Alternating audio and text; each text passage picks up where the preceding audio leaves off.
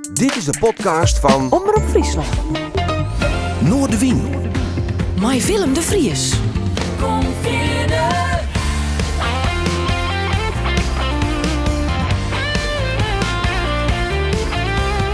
Alles wat te speelt. Omroep Friesland. Er zijn meisjes die doen het met tegenzin. Er zijn meisjes die winnen het fijn. Maar Janneke doet het met veel plezier. Oh, wat zal ik daar gelukkig mee zijn. Hey, wat zal ik daar gelukkig mee zijn.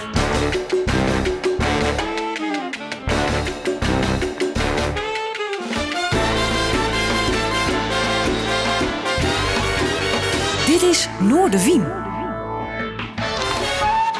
Goeie, en welkom bij Noordewien. Jort weer mij twee bijzondere gasten onder de tafel. Die ene is jonger, ik nog acteur. Overigens zijn oren had een prachtige mooie biografie over diezelfde persoonskreun. Ik had over Harry Slinger. We kennen hem natuurlijk als de zanger van Drukwerk, maar solo is hij al jarenlang op paard als muzikant en als artiest. En het boek dat skreun is, de biografie, komt van de hand van Edwin Gitsels. Een meisje beiden best hier te gast. Welkom heren. Ja, boterbreien en grenetjes, hè? We gaan wie het wijden. We gaan uitgebreid praten over de biografie en je muzikale leven. Maar hoe is het eigenlijk momenteel? Gekkenhuis. Juist, gekke huis? Ja, het is nu, zeker nu met de biografie, is het bijna niet meer te behappen. Zoveel interviews. Ik zag vanochtend al in het Noord-Hollands Dagblad weer een prachtige foto met een prachtig verhaal erbij van José Pieters, die dat geschreven heeft. En elke dag is het raak. Nu zitten we hier en morgen zitten we weer ergens anders. Hè? Ja. Bij Frits Spits gaan we nog Bij langs. Spits moeten we nog langs. En Ja. het houdt niet op. Nee. Verbaas je dat? Anno 2024? Nou ja, wat me vooral verbaast is het jong en... Ik zou mijn telefoon uitzetten, lul die ik ben. Ja, nou... nee, het verbaast me vooral dat jong en oud. Ik zie dus echt gebeuren in de zalen. Dan zitten op het balkon, zie ik dan allemaal grijze kopjes. En dan staan de 40ers en de 30ers en de 50ers... die staan dan in de zaal. En dan loopt daar nog een hele jong spul tussen van 18, 19, 20... maar zelfs tot kinderen aan toe die dan kan op balkon tussen opa en oma zien zitten. Alsof ze zeggen, dit moet je meegemaakt hebben. Ja, dat is toch onbegrijpelijk. Maar ik denk dat het komt door TikTok, Instagram en dat soort dingen. Ik denk dat dat ermee te maken heeft. En natuurlijk ook omdat we gewoon een geweldige band zijn. Een geweldige nummers spelen. En die nummers die nooit voorbij gaan. Nou, je merkt nu wel het grote verschil met ons in de jaren 80, toen ik ook bij Drukwerk speelde, is dat je toen als je een plaat wilde horen, dan moest je hem gewoon echt gaan kopen. Of iemand moest hem hebben in je omgeving. Maar nu, als je een naam hoort, dat wordt gezegd van, dan moet je eens naar luisteren, dat uit mijn jeugd. Nou ja, via Spotify en YouTube is het allemaal zo onmiddellijk te beluisteren. En daardoor gaat het als een olievlek en staan ze ook allemaal in de zaal bij Drukwerk. Dus je weet echt niet wat je ziet. Ik was er afgelopen vrijdag bij in Haarlem en uitverkocht tot in de nok. Echt 1000 man erin gestampt. En die gaan met alles gewoon helemaal los. Met elk liedje, waarvan je denkt van, nou, dat ze dat überhaupt kennen. Het is echt fascinerend. Hoe ben jij op het idee gekomen om een biografie over Harry te schrijven? Want je zegt het zelf al even. Je bent onderdeel geweest van de band. Ja. Dan ken je elkaar natuurlijk goed. Ja. Maar om even een biografie van iemand te schrijven... Hij heeft een fantastisch levensverhaal trouwens. Ja. Zeker voor een biografie lijkt mij. Maar daar gaan we het straks nog uitgebreid over hebben. Wat was de aanleiding voor het idee eigenlijk? Nou, het begon met... Ik maak al 25 jaar televisieprogramma's. En ik maakte een programma met Menno Boeg in de Bias. Toen Menno ernstig ziek was. En toen hij aan mij vroeg van, zou jij mijn biografie willen schrijven? Was dat het eerste keer dat ik dat deed. En dat vond ik zo'n fantastisch proces om dat te mogen doen. Dat ik daarmee door ben blijven gaan. Dus ik schrijf veel biografieën. En dan ligt het ook wel voor de hand om er eentje van Harry te maken natuurlijk. Want dat verhaal is natuurlijk, dat moet opgeschreven worden. Ja, wat kwam er nou wat boven dat je dacht... dat deel heb ik nog nooit in de kleedkamer Want van tevoren wordt er natuurlijk een hoop geluld bij optredens. Ja. En ook vaak over vroeger. Ik weet hoe dat werkt. Nou, Ook onderweg ook. En onderweg, ja. Meestal de heenreis, de terugreis is meestal slapen en vieze moppen volgens mij. Maar hoorde je nog een deel van zijn leven dat je denkt, zo, dat zag ik even... Vooral zijn jeugd. En dus alles voor drukwerk. Daar heb je het met de band niet zo, af en toe eens over. Maar niet echt structureel. Dus met name over zijn jeugd heb ik heel veel dingen gehoord die nieuw voor me waren. En ook de meer wat privé-achtige dingen natuurlijk. Er staan een aantal verhalen ook in het boek waar Harry zei van als we een biografie maken vertel ik ook alles. Waarvan ik wel ongeveer wist dat het zo zat, maar niet het naadje van de kous. En dat heb ik wel allemaal opgeschreven. Want hoe Harry als vader is bijvoorbeeld. Dat is ook een aspect waar ik van een afstand natuurlijk niet zoveel van mee heb gekregen. Met andere woorden, geen restricties in dat opzicht? Dat hij zei van ik wil daar en daar niet over hebben? Nee, 0. Ja, dat is heerlijk lijkt mij. Ja, dat is zeker heerlijk. Maar dat vooral omdat het getuigt van heel veel vertrouwen. Ja. En nou hebben we natuurlijk wel afgesproken dat voordat ik het publiceerde... hij het zelf mocht lezen. Maar Harry is dan niet de persoon daarna. En dat wist ik eigenlijk al voordat ik het aan hem gaf om te lezen. Wist ik al, hij gaat niks zeggen. Want als hij zegt van, jij mag dat doen... dan laat hij je ook helemaal vrij daarin. En dan gaat hij ook niet achteraf roepen... nou, dat had ik eigenlijk toch niet moeten zeggen. Ja. Dus zo zit hij niet in elkaar. Ik ken jou persoonlijk natuurlijk niet heel goed, Harry... maar ik heb wel het idee dat je heel erg... Je hebt het boek gelezen. Ja, het is wat eenzijdig nu. Hè? Ik weet meer van jou dan jij van mij. Nee, maar je lijkt me aan de ene kant iemand die heel erg in het nu staat. Je leeft, je treedt op, je bent aanwezig. Hoe is het om dan een heel groot deel van je leven... ook je jeugd weer terug te lezen in zo'n biografie? Want je moet het eerst nog vertellen, maar dan staat het zwart op wit. Ja, nee, maar wat je natuurlijk moet rekenen... ik weet niet hoe lang je over het boek gedaan hebt... hoe lang je erover gelezen hebt... of je dat in 1 ruk hebt uitgelezen. Nee, dat is me niet gelukt. Nee. Niet gelukt. Nee, ik heb het in brokken gedaan. Nee, maar je moet je voorstellen dat wat daarin staat... het is dus, gaat over 74 jaar. Ja, dat is een hele... Dus als je dat dan ineens gebundeld ziet... Toen dacht ik al, Jezus Christus, wat heb ik allemaal gedaan? Wat is... En het leuke vind ik ook wel dat ik ben niets tegengekomen toen ik het zo achter elkaar las... waar ik spijt van heb of zo. Nee. Maar dus, het is voor mij is het eigenlijk een heel lang gerekt verhaal... wat nu heel compact bij elkaar komt. Maar ik heb wel een hoop gedaan, ja. Jezus, wat een druk mannetje. Nou ja, een hoop meegemaakt. Ik bedoel, niet alles heb je zelf in de hand. Ontwikkeling van de band, maar ook daarvoor je jeugd. Ja. Je ouders. Ja, niet in de hand. Dat komt ook een beetje als bijna een soort flipperkast over. Van het ene val je in het andere, heb ik het idee. Hè? Ja. Hoe kijk je daar wel eens op terug, op die hele periode? Ja, dit heb ik geleerd ook. Zeg maar, na mijn eerste huwelijk ben ik in therapie geweest. Ook omdat ik eigenlijk een beetje last had van een tweede generatie probleem. En toen heb ik geleerd dat iedereen loopt met een rugzak. Dat heb je nog niet ontdekt, denk ik, zelf. Maar denk er maar goed over na. Iedereen heeft een rugzak en sleept dingen mee uit zijn leven. En 1 keer in de zoveel tijd moet je eens even stoppen, die rugzak afdoen en kijken wat is nog bruikbaar en wat is niet bruikbaar en wat kan ik weggooien. Er zijn dingen die je de rest van je leven altijd mee zal dragen. En er zijn ook dingen die je gewoon eruit kan halen en er opzij moet leggen. En dat heb ik geleerd. Heb je daar rust in gevonden inmiddels? Ja, dat scheelt een hele hoop. Want zowel je vader en je moeder las ik in ieder geval letterlijk en figuurlijk beschadigde mensen. Ja, nou niet alleen mijn vader en mijn moeder, maar ik denk alle kinderen ook. Ja, dat krijg je gewoon mee. Maar dat kan ook niet anders. Het enige wat ik nu waar ik wel begrip voor op kan brengen is bijvoorbeeld mensen uit de Oekraïne en de kinderen daarvan. Die zijn weer allemaal beschadigd. We blijven maar elkaar beschadigen. Ja. En dan denk ik, we kunnen natuurlijk wel... ik moet ook op 4 mei, bijvoorbeeld bij ons in de Grote Kerk... een 4 mei-lezing houden tijdens de herdenking. En ik denk, we moeten eens niet denken aan al die mensen die dood zijn. Want dat is leuk om daaraan te denken. Dat moet je privé houden. We moeten eens denken aan wat we elkaar elke dag weer opnieuw aandoen op de wereld. Ik zit gisteravond televisie te kijken en wat zie ik voorbij komen? Zie ik Soudaan voorbij komen. Wat daar gebeurt.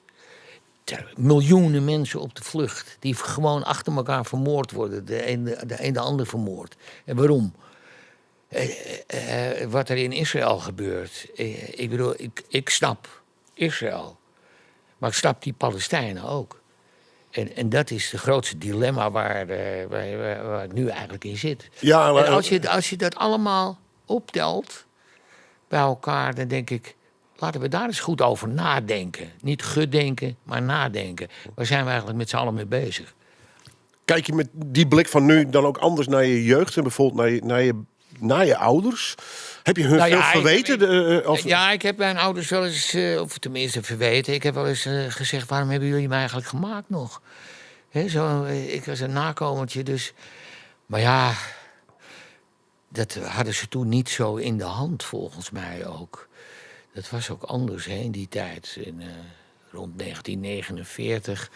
Dat is trouwens een mooi jaar hoor, 1949. Want daardoor heb ik ook gelijk, toen ik AOW kreeg, ook nog gelijk AOW voor mijn vrouw gekregen, die 9 jaar jonger is. Ik zat precies aan de goede kant.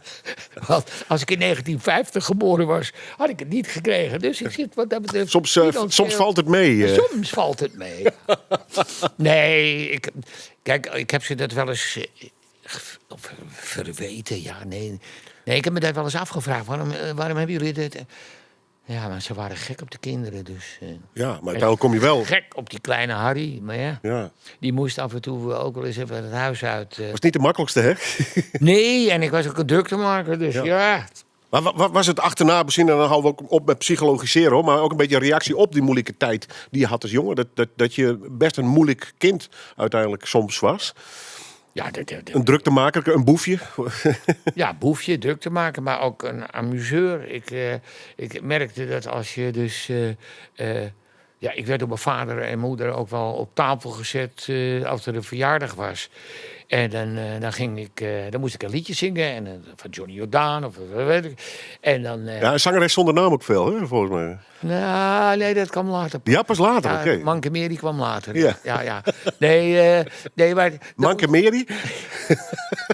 Ja, je weet toch wel dat de zangeres zonder naam een beetje... Zo... Ja, nee, maar ik vind het leuk, die bijnamen. Ja, die Mankemeri. Ja.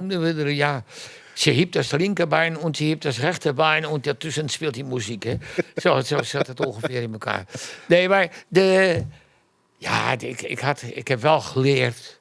Ik ben verwend thuis, emotioneel. Met aandacht vooral. En niet alleen aandacht van mijn vader. En niet alleen aandacht van mijn zussen en van mijn broer. Maar vooral ook van ooms, tantes, neven, nichten, nonnen in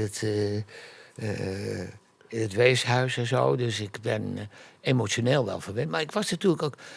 Voelde je je niet verlaten in dat weeshuis? Ik was zo'n mooi jongetje. Ja. Maar voelde je je niet verlaten toen je in het weeshuis? Ja.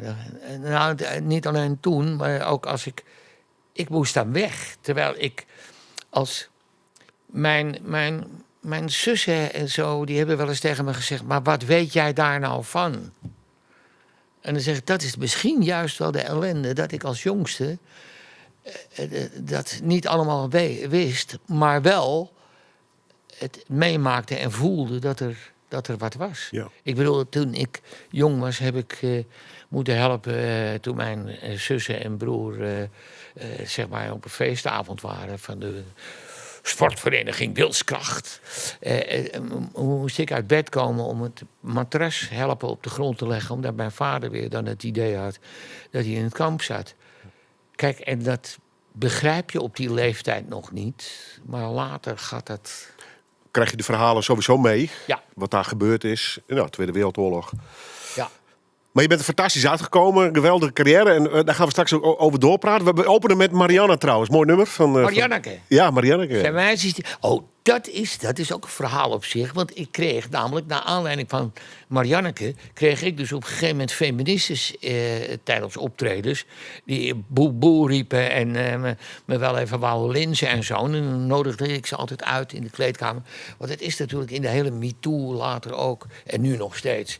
Er zijn meisjes dat je als man zingt, er zijn meisjes die doen het met tegenzin, er zijn meisjes die vinden het fijn, maar Marianneke... Ja, en dan moet ik je eerlijk zeggen, er is geen, dat heb ik ze toen ook verteld... is er één man op de wereld geweest die zong... dat hij vrijen van een vrouw heeft geleerd. Ik zong het. En er zat natuurlijk nog iets aan. Want hoe heet hij ook alweer? Die cabaretier... Hans Dorrestein. Hans Dorrestein... die bleek daar ook iets mee te maken te hebben... want die heeft de Keukenprinses ooit gezongen en geschreven. En het bleek dus door Hans van den Berg... bleek dat toch op een of andere wijze... bijna... Nou, niet... De originele tekst was van Hans Dorrestein, maar dat ging over zijn moeder. En dat ging over koken. Je hebt vrouwen die doen het met tegenzin, en vrouwen die vinden het fijn. En zijn moeder kon heel lekker koken. Dat was eigenlijk het liedje. En Hans van den Berg van Drukwerk, toen de toetsend mijn voorganger... die heeft het nummer bewerkt tot Marianneke van Drukwerk. En er dus een meisje van gemaakt en de liefdebedrijven getild. Ja. En het Wat beter een dan leuke koken. fonds natuurlijk. Ja. Hoe kwam jij trouwens in Drukwerk terecht? Advertentie in de Telegraaf. En moest je auditeren? Ja, nee, dat is de grap. Want er stond muzici en artiesten zoeken... dus in de muzici en artiestenrubriek stond topband zoekt toetsenist. En ik was eigenlijk vooral benieuwd van... wat zijn dat voor een arro's die zichzelf topband noemen? Wie zouden dat zijn? Dus ik denk, ik schrijf een brief. En toen belde de manager van Drukwerk. Dus, of tenminste de manager. Ja. Dus het bleek om Drukwerk te gaan. En toen ben ik op de dag dat ik met ze sprak... meteen 's avonds meegegaan naar een optreden. En live vond ik het echt fantastisch. Echt een goede band. Maar voordat ik überhaupt auditie kon doen... of Hardy zei zelfs van... als jij op een advertentie reageert... dan neem ik aan dat je een beetje kan spelen. Want anders reageer je niet. Jij vroeg van, moet je niet weten of ik spelen kan? Ja. Je zegt, als je op die advertentie reageert en je kan niet spelen... ben je niet goed bij je hoofd. Ja, dus hij zegt, ik ga toch ook niet solliciteren als hartchirurg? Oh, je hebt hem erbij, hoor. Die proberen volgens mij. Nou, dan zou ik als gynaecoloog... Maar in één zin nog, voordat ik überhaupt met ze kon oefenen of repeteren of wat ook... viel de toetsenman uit en moest ik invallen. En stond ik 3 dagen nadat ik hem had leren kennen... stond ik al met hem op de bühne. Ja. What a story. Ja. Ja, mooi. Van Marianneke gaan we nou even gelijk ook naar de grote hit Dialoog tegen mij. Dan praten we straks verder met de heren. De biograaf Edwin Gitsels en natuurlijk de man zelf, Hardy Slinger. De gast in Noorderwien, Joert. Toen ik thuis kwam, was jouw deur voor mij op slot. En je deed of je niets had gehoord. Nu zeg je me lief, het slot was kapot. Nu zeg je, kom binnen, loop door. Maar ik ben nu bang dat ik stoor. Je loog tegen mij, alsof ik een kind was. Geloof dat je dacht dat ik helemaal blind was. Zeg, schat, denk je dat je me aan kan? Zeg, schat. Ja, ik denk de grootste hit van Drukwerk die we kennen natuurlijk. Je loog tegen mij. We draaien net samen omdat de jonger Hardy Slinger die wordt de gast is. Mij is een biograaf, Edwin Gitsels. Mooi dat hem er binnen, nogmaals, heren. We hebben straks nog wat opnames. Onder andere met het Fries Jeugdharmonieorkest van jou gevonden. Geweldig. Weet je er nog iets van of niet? Want het was jaren 90. Nee. Ja. Ik was toen... hoe dat begon, dat was omdat ik kwam in Werzaan te wonen. Mijn vrouw komt uit de Zaanstreek, dus ik dacht, nou... Marijke, hè? Ja, laat ik nou maar eens ook die kant eens opgaan. Nee, ik verhuisde bij schoonzuster. En die verhuisde ik naar Werzaan. En toen kwam ik in Werzaan en toen zei ik... dit is net de Zaanse Schans, maar dan live. Ik zeg... en mijn schoonzus, die was dus makelaar. En ik zeg, is hier nog... kunnen we hier ergens naartoe of zo? Want midden in de stad met kinderen... Nou, om de hoek staat waar. Nou, zo kwam van het een het ander. En toen ik daar net woonde... toen vroeg er van... toen moest de Grote Kerk gerestaureerd worden. Of, de Grote Kerk moest gerestaureerd worden. Nee, het rechthuis. Het rechthuis moest gerestaureerd worden. En die konden we kopen. En dan moest die opgeknapt worden. Een mooi pandje midden in het dorp. En toen zou de fanfare, die vroeg toen aan mij... Goh, zou jij met ons iets willen doen in de Grote Kerk? Want dan kunnen we geld inzamelen om... Dus dat was het eerste wat ik deed. En ik had nog nooit met een fanfare gewerkt. Maar hun hadden een aantal Amsterdamse liedjes ingestudeerd. En zodoende kwam van het ene het ander. En toen dacht ik, goh, wat leuk eigenlijk. harmoniemuziek, fanfaremuziek, HAVA, hè, heet dat. Hava Bra, hè? Ja. HAVA, Bra. Ja. Oh ja, Bras heb je ook nog. Ja. HAVA, Bra. En zo kwam van het een het ander. Toen kwam ik in contact met Jan Molenaar van Molenaars Edition, ook in het Zaanstreek. En zo kwam van het een het ander. En toen kwam ik. En toen heb ik dus toen zocht ik dus een harmonie. En toen kwam iemand, ik denk dat het zelfs Jan Molenaar was. Ik weet het wel zeker eigenlijk. Die was bij de opnames ook. Kwamen ze met het Fries Jeugdharmonieorkest kwamen ze aan. Onder leiding van Piebe Bakker. Ja, En Piebe... Dat historische naam hier. Ja, dat is een fenomeen was dat. En die man, ik had meteen een hele goede klik met hem. En we hebben een prachtige album opgenomen. Dat was toen nog LP. Waar was dat? Was dat in Friesland? Of? Ja, we hebben dat is in Friesland opgenomen. En we hebben toen later dus allemaal opnames gemaakt met dus prachtige opnames ik geloof dat het voor de Tros was. Ja. Al die liedjes hebben we toen in het land hebben we dat opgenomen. Ze lopen zelfs dwars door Amsterdam loopt het Fries Jeugdharmonieorkest. Ja, en ik zag ook nog wat beelden uit de polder. Want er staan een aantal van die nummers staan op YouTube. Maar wat mij het meeste bij is gebleven is dat ik Piebe Bakker... hij is helaas voor zijn eigen begonnen. Maar ik heb hem van de dood gered. Vertel. Nou, we zaten te eten na afloop van opnames. En Piebe zat te eten en we zitten tegenover elkaar. En we zijn aan het praten zo met z'n allen. En Tjeerd was er ook bij. Die had ook iets met het Fries Jeugdharmonieorkest. Maar goed. En we zitten zo te praten. En hij snijdt een stuk biefstuk af. En we zijn aan het eten. En ineens komt er geen geluid meer uit, Piebe. En ik zie hem helemaal langzaam blauw worden. Dus ik spring overeind. Ik ren rond de tafel. Ik pak een beet. En Heimlich. De Heimlich-greep. En toen kwam het stuk gelukkig weer naar buiten. En toen kon hij verder gaan met eten. En dan kon hij weer verder met leven. Maar anders was hij gestikt. Ja, zo snel is het... Slecht idee. Ja, nee, maar ik had toevallig... ik was secretaris van de EHBO-vereniging bij ons in het dorp. Dus ik wist er het een en ander van. Weet je toch weer iets te vertellen wat ik niet wist? Hè? Secretaris van de EHBO-vereniging. Ja, kijk. Ja. Weer. Het staat nog niet in de... Dat staat niet in... Nee, het staat in de tweede 2.0-versie. Ja. Heb je een pen? Dan kan je het erachterin. Ik heb je zet het straks even in, ja. In het verhaal over Piebe Bakker. Edwin, je hebt de biografie geschreven met de titel van het nummer. Dat was Zo net draaide. Je loog tegen mij. Was het vanaf het begin vrij duidelijk dat dat ook de titel van het boek moest worden? Eigenlijk? Er staat van alles op de voorkant, maar dat is eigenlijk wel... Nou, dat is de titel, ja. Maar... Waarom eigenlijk? Nou, om twee redenen. Ten eerste... Een grootste hit? Als dit boek in de winkel ligt en je ziet Harry Slinger alleen... Stel dat je alleen Harry Slinger... Dan zeggen mensen nog, wie is dat ook weer? En vervolgens staat er onder, drukwerk, maar welke band was het ook weer? En als er dan ook nog je loog tegen mij... Nou, dan kan je echt niet meer omheen. Dan weet je echt over wie het gaat. Ja. Maar het dekt ook nog een keer de lading. Nou ja, daarom begin ik ook een beetje over. Want er is een hoop tegen Harry gelogen in zijn leven. Ik heb het boek gelezen en holy. Ja. Er is een hoop gelogen.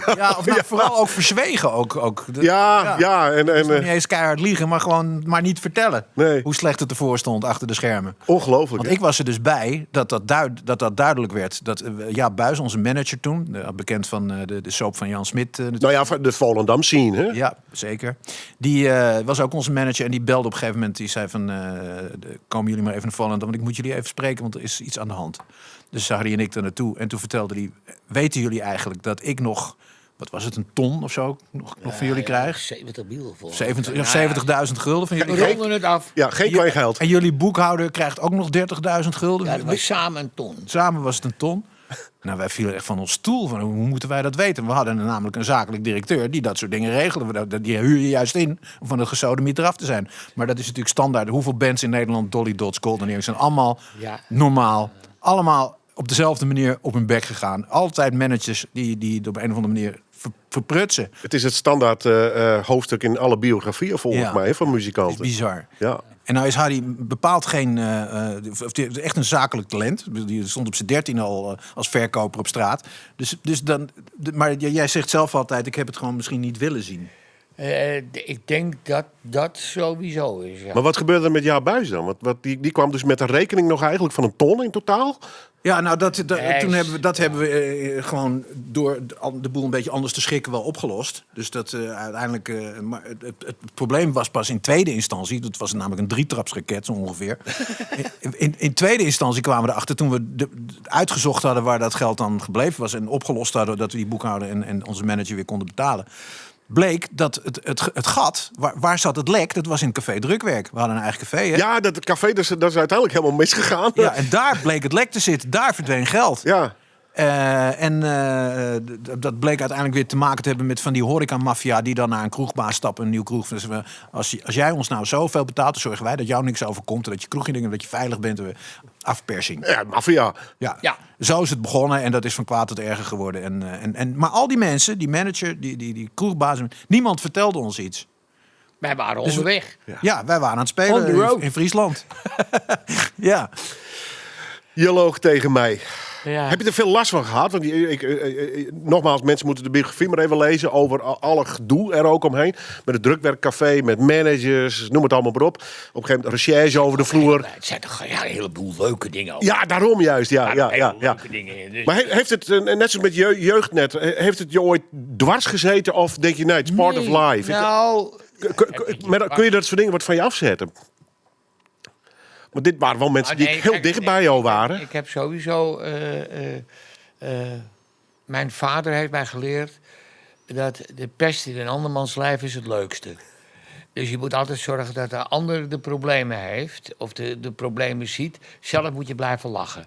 Als je blijft lachen, al zit je nog zo diep in de stront, maar je blijft lachen, dan nemen mensen je in ieder geval nog wel serieus. En anders denken ze, wat een schlemiel is dat? Nu kan ik rustig vertellen dat ik toen eigenlijk behoorlijk schlemielig was.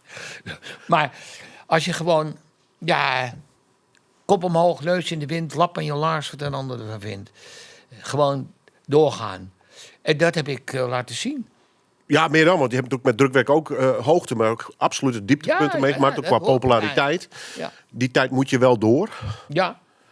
En daarna gewoon solo-optredens. Maar ik heb natuurlijk ook, vergeet niet, ook kansen gekregen. Kansen om eindelijk te acteren. Terwijl ik dolgraag wilde acteren, mocht ik acteren. Dat was jouw grote liefde eigenlijk, hè? In de eerste beginsel. Heel in het begin nog steeds. Jij wilde nog liever acteur worden dan zanger, volgens mij. Ik wou een acteur worden die ook zong. Musicalster dus eigenlijk. Ja. Danny Kaye of zoiets. Had je helden? Ja, had je helden. Zonneveld. Zonneveld. Waar je nog een heel album Ja. mee hebt gevuld. Dat was ook... Toon Hermans vond ik ook geweldig. En Wim Kan vond ik ook geweldig. Maar Zonneveld was... Omdat... Kijk, ik zei altijd van... Kijk, als je Wim Zonneveld... kan je niet kwijt... die moet je niet in Carré zetten. En Toon Hermans moet je niet in de Lamar Theater zetten. De ene is veel meer voor het grote en het andere, Zonneveld, was meer voor het intiemere. Maar Toon Hermans was een van de leukste dingen van Toon Hermans, vind ik altijd nog. Dan moet ik altijd te denken van, hun fietsen lagen in het gras en de ijzeren stangen omhelsten elkaar. 10 meter verder lag het jonge paar. Een politieman kwam en keek ernaar. Maar hij liet ze. Hij dacht dat het ze zeker die 2 van die fietsen. Ja, dat soort gedichtjes, daar was Toon Hermans geweldig in. Ja, daar hou ik ook van. Ja, weet je, die combinatie van acteren en zingen... Ik kan me nog zo goed herinneren dat toen Harry in de studio... de liedjes van Zonneveld stond in te zingen... nadat de begeleidingsband klaar was, zeg maar... Dan moest hij af en toe in rollen kruipen. Soms van een klein schooljongetje, een juffrouw van Dam. Soms weer van een homoseksuele zoon van een overheersende moeder in Moeder. En dan zag je hem genieten. In een rol mogen kruipen, in een liedje. Die combinatie, dat is... Dat heb ik met drukwerk ook. Ja. Ik ontwaakt, verworpen en der aarde. Dat zit ook in me. Maar ik hou van jou, zit er ook in. Ja. We gaan muziek draaien van jou met het Fries Jeugd Harmonieorkest. Welke ga je draaien? Ik vond het nummer van Jan Klaassen eventueel. Vind je dat leuk of niet? Ja. Ja, want ik heb ook nog Koning Voetbal. Of is Jan Klaassen leuker? Wat denk je? doe maar koning voetbal. Want dat vind ik zelf wel heel knap. Zeker nu Ajax er zo slecht voor staat. Er is toch geen enkele sport waarbij je zoveel plezier beleeft. Nee jongens, geen enkele sport die heeft wat voetbal geeft. Ja, ik denk dat jij het antwoord ook wel weet. Ik denk dat jij het antwoord ook wel weet. Er is toch geen enkele sport waarbij je zoveel plezier beleeft. Nee jongens, geen enkele sport die heeft wat voetbal geeft. Altijd weer zo voetbal. Koning voetbal. Njotje 96 deze opname. Prachtig mooi. Zag ik in op YouTube trouwens. Er zitten mooie filmpjes bij, clips. Ja. Harry Slinger en het Fries Jeugdharmonieorkest. Met Piebe Bakker die gelukkig het leven doen net liert. Vanwege een prachtig mooie actie van mijn gast. Die wordt Harry Slinger tegeer met zijn biograaf Edwin Gitseltjoert te gast in deze aflevering van Noorderwien. Ja, moeten we het over voetbal hebben of niet? Ja, het is natuurlijk tragisch dat zo'n club... Ajax, hè? Omdat iemand toevallig zijn snikkel heeft laten zien. En daardoor ontslagen is. Helemaal naar de kloten gaat. Maar hij schijnt dus dan toch wel een hele belangrijke man geweest te zijn. Nou ja, in ieder geval, het hele kaartenhuis flikkert dan in elkaar. Ja, alleen door een dikpik. Ja. En in plaats dat die vrouwen zeiden, is dat alles? Oeh. Werd daar zo'n drama van gemaakt. Ja, het zal wel een beter in therapie kunnen sturen, denk ik. Ja. In plaats van hem te ontslaan. Ja. Drukwerk en dickpics wou ik me niet met elkaar in maar heb je het wel eens meegemaakt dat alles om je heen als een soort kaartenhuis in elkaar flikkert? Want als ik naar die biografie lees, gaat het op ups en downs. Ja. Dat hoort bij financiële problemen, managers, het begon al in je jeugd. Denk ik bij een mensenleven. Maar heb je dat ook wel eens gevoelsmatig meegehad van nou flikkert alles in elkaar? Ben je de regie wel eens kwijt geweest in dat opzicht? Ja, tenminste, anderen zullen wel gedacht hebben, hij is de regie kwijt. Maar ik bleef al overeind, dus... Heb je dan altijd dat gevoel gehouden? Nee. Van, ik blijf rustig? Ja, rustig, dat is een ander verhaal. Of ik dan rustig bleef, nee, dat niet. Maar ik bleef wel overeind. Tot de dag van vandaag. Ja, zeker. En Ik denk dat volgens mij heb jij gewoon nooit de angst gehad. Hoe diep kan je zakken? Dan ga ik toch op de markt staan? Je bent nooit bang geweest voor een gat of zo? Nee. En natuurlijk al van alles gedaan. Ik bedoel, van jongerenwerker tot noem maar op. Ik was stoupier ook zelfs. Ja, en een winkel nog gestaan met textiel. Ja. Toen was ik 13. Toen stond ik al voor de deur en... 5, 6 dagen in de week. Ja. Ja, daar word je helemaal niet verkeerd van, hoor. Want ik heb toen altijd 's avonds erbij gestudeerd. En uiteindelijk zelfs de sociale academie gehaald. Zeg, god, kerel, verdomd. Hoe heb je het grote succes van Drukwerk dan beleefd? Want je komt natuurlijk in een muziekwereld, in de Champions League terecht in Nederland in ieder geval, qua succes. Ja, Kon je daar wat mee omgaan? Ja, volgens mij wel. Dan vindt iedereen je geweldig. Het geld komt met... Bakken erin en eruit. Ja, meestal naar de verkeerde dus, maar... Nee, ja, Nou, maar jij bent natuurlijk, hoort bij de Happy Few die echt het succes mee hebben gemaakt natuurlijk. En nog meemaakt. En nog meemaakt. Ja, ik weet niet of wij zo in die Happy Few zaten, hoor. Nou ja, dat heb je dus blijkbaar op een heel andere manier meegemaakt. Of niet? Nou, dit is nou precies het antwoord. Hij heeft zelf niet in de gaten dat het gebeurde. Maar het is natuurlijk wel degelijk waar. Dat Drukwerk was gewoon een van de 5 of 10 verreweg populairste bands van Nederland jarenlang. En in dat opzicht even zakelijk gezien een grote speler in dat opzicht. Ja. En dan gaat het om heel veel geld, grote podia. Het eerste jaar dat ik erbij zat, 160 optredens in een jaar. Dus om de dag is dat. Ja, en niet alleen de jeugdzozen, denk ik. Nee, precies. Echt een grote feesttenten vol met 2000 man. Dus, maar hij is er nooit door veranderd, hoor ik ook van mensen die hem daarvoor al kennen. Nee, het valt ook pijnlijk stil. Ja, oké, dat is het dan blijkbaar. Ja. Dus, maar dat vind ik fascinerend. Ja, maar het is weet je, waar was ik dan later? Oh, dat we waren in Ureterp, dat we nog samen even je loog tegen mij gedaan hebben. En toen vroegen ze ook, daar hadden ze ook een wedstrijd gehouden met beetjes die dan... En dan uiteindelijk mag er dan En toen vroegen ze ook van, heb je nog advies voor dat soort bandjes? En toen zei ik, ja, zorg in ieder geval dat als je op de bühne staat als zanger... maar ook als gitarist en ook als toetsenist, drummer, gewoon als muzikant... dat kijk naar de mensen waarvoor je speelt. Kijk ze aan, persoonlijk, zodat ze moeten bijna het gevoel hebben... dat je voor hun alleen staat te zingen. Bijna 1 op 1 dus. Ja.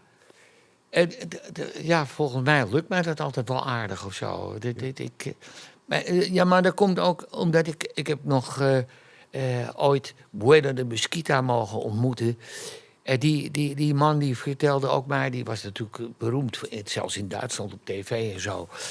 En die zei, ja, ik zag je laatst op tv en toen deed je dit.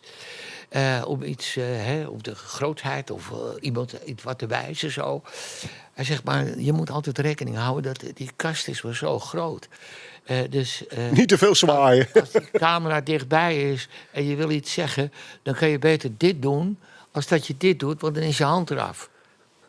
Nou, dat soort dingen heb ik meteen tot mij genomen. Nou ja, een geniaal ding heb je op je hoofd... is natuurlijk je beeldmerk met het rode mutsje. Ja, dat is geweldig, hè? Dankzij, geloof ik, je vrouw? Ja, zij ontkent dat dan altijd een beetje ook. Maar het komt wel uit die richting. Ja, volgens mij had een zwart mutsje op. En... Ja, en ik kreeg van mensen te horen dat ik dan... ik had zo'n schipperspetje op. En dan kreeg ik wel eens te horen dat ik op een Duitser leek. En dat was in mijn geval wat toch... dat is nu wel over, hoor. Ik bedoel, ik zet nu rustig ook een zwart petje op. Dat maakt niet uit. Maar toen destijds was ik daar erg gevoelig voor. Dus ik ging naar het grote magazijn in Amsterdam op de Dam. En daar liep ik over de damesafdeling. En toen zag ik van die rolpetjes. Ik dacht, nou, dus ik zette dat op zo. En toen zei de verkoopster, het is wel voor dames. Maar ik keek in die spiegel. Ik denk, hé, dat is leuk. Ik kan bijna dan schelen of het voor dames is. Het staat mij. Hoe ziet het eruit dan? Nou, ze zei, leuk. Ik zei, nou, dan word je bedankt. En ik heb betaald en ik ben weggegaan. En nou was de eerste tv-opname... was het zo, dat was voor de Spijker op zijn kop show. Schooltelevisie. Dat was een van de eerste tv's die we hadden. De eerste. Ja, de eerste, hè, ja. En daar was het, dat was in de studio in Almere. En daar was het nogal... Ja, dat was Het was in net de gebouwd, winter. de verwarming werkte nog Ja, niet. dat werd Koud. Dus hij hield zijn petje op. Koud en vochtig. Is het goed als ik mijn petje ophoud? Ja, dat was goed. Nou, Nou ja, en de rest is history. Ja, precies. Ja. Je kent hem, je hebt hem meegemaakt als muzikant en nu als biograaf. Tekent dit een man? Ik bedoel, aan de ene kant niet met succes bezig, maar wel iets geniaals in al zijn simpelheid bedenken. Om daar vervolgens een soort beeldmerk van te maken. Ja, Want ik hoef maar een rood mutsje te zeggen. En ik denk dat het grootste deel van Nederland gewoon zegt, nou, dat is drukwerk. Dat is echt een toevalstreffer. Toevalstreffer. Voor zover toeval bestaat, dat kun je je natuurlijk afvragen. Maar het feit dat dat rode... Kijk, toen de allereerste televisie met Je loog tegen mij... in Nederland Muziekland... Toen zaten ze in het golfslagbad in Scheveningen. En toen heeft Harry... En dat is niet het rode petje opzetten... maar wat hij dan wel super slim bedenkt... is stiekem, zonder iemand daarin te kennen... tegen de badmeester te zeggen... van zet dat golfslagbad even aan als wij daarin zitten te zingen. Want ze hadden... nee, we moesten eerst op de rand van het zwembad Ja. zitten. En toen zei, nee, we gaan er toch in zitten? Egbert van Hees, de Egbert van Hees... die was de... Nee, Bert van der Veer. De regisseur. Oh ja, Bert van der Veer. In het boek staat Bert van der Veer. Ja, Bert van der Veer. Ja, Egbert van Hees. Nee, dat is weer een andere regisseur. Andere hoofdstuk. Een ander hoofdstuk. Nee, Bert van der Veer, die zat daar dus in die... oh ja, dat is die met die bril, ja. Die zat daar dus in dat hok. En wij werden aan de rand van het zwembad gezet. Dus toen zei ik tegen die floormanager daar... Ik zeg, god, kunnen we niet in het water zitten? Hè? Dat was maar zo'n laagje water, dus kunnen we daar niet in gaan zitten? Ja, dan moet je bij de regie wezen. Ik zeg, nou, waar zit hij? Dat was mijn eerste officiële tv, hè. Dus ik klop daar aan, tok, tok, tok, doe die deur open... en daar zit Bert van der Veer. Ik zeg, mogen we ook in het water zitten? Ja, als jullie dat willen. Ik zeg, ja, dan zitten we zo aan die tafel. Ik zeg, en dan kan je... Als je dan zo met die camera en dan langzaam omhoog gaat... dan zien de mensen eerst niet dat we in het water zitten. En als je dan omhoog gaat, dan zitten we in het water. Hoe vind je dat? Nou, ik vond het wel een leuk idee als jullie dat willen. Nou, klaar. Maar wat hij niet wist... En dat bedoelt hij net. Dat ik naar toen ben ik naar de... Want het was een live-uitzending. Toen ben ik naar de badmeester gaan. Ik zeg, moet je eens luisteren, als we nou vanavond die uitzending hebben... kan je dan dat golfslagbad uit, want dan krijgen we die golven. Ik denk, dat is leuk. Nou, we moesten ons op een gegeven moment zo met die tafel vasthouden. En dan zitten we zo. Dat is een geweldige opname geworden. De volgende dag wist niemand hoe het liedje heette, hoe de band heette... Maar van die mafkezen in dat zwembad met het rode petje... dat plaatje, dat bedoelden ze. Nou. Ja, zo zie je maar weer. En er zijn er in totaal ruim 143.000 singeltjes van verkocht. En ik heb ze niet zelf opgekocht. Wat later wel gebeurde. Ja. Ja. Ja, daar heb je nog een hele stunt mee gedaan. Nou goed, dat staat allemaal in de biografie. Je bent vandaag in Friesland. Je bent een echt geboren getogen Amsterdammer. Ja. Heb je überhaupt wat met de regio? Want je speelt hier ook al vanaf eind jaren 70 volgens mij in de provincie. Maar dat doe ik over het hele land. Heb je iets met de regio? Of is het Ja, gewoon ik heb iets met de leuk om regio. erheen voor te spelen? Ik ben blij dat ik weer terug ben in Amsterdam, of niet? Nee, ja, natuurlijk. Ik ben altijd blij als ik er terug ben in Amsterdam. Maar Friesland heeft ons hart gestolen, vooral door Dora. Greet Boerstra. Greet Boerstra die heeft bij ons met de band... heeft ze Dora... toen wij het nummer Dora speelden van Zonneveld... van als Dora de binnenboel, Dora de buitenboel doet... En Dora, dat is zo'n gek wijf. Dat was geweldig. En die kwam uit Friesland. Waar kwam ze ook alweer vandaan? Hier, niet zo ver hier vandaan, hoor. Maar goed, die vond het heerlijk mocht zij Dora zijn. En als je die opnames ook ziet... er zijn ook opnames dat ze als een standbeeld... in het West-Indisch huis staat... met een heel kinderkoor eromheen. En dat het schuim... want ze staat dan op de fontein. En toen hebben we zeepsop ingegooid. En daar staat ze dus echt als Dora. En dan denk ik, zo'n struise Friesin... Ja, dat heeft wel gemaakt het goed. En Hessel van der Wal, niet te vergeten. Hessel van der Wal, daar hadden we ook heel goed contact mee.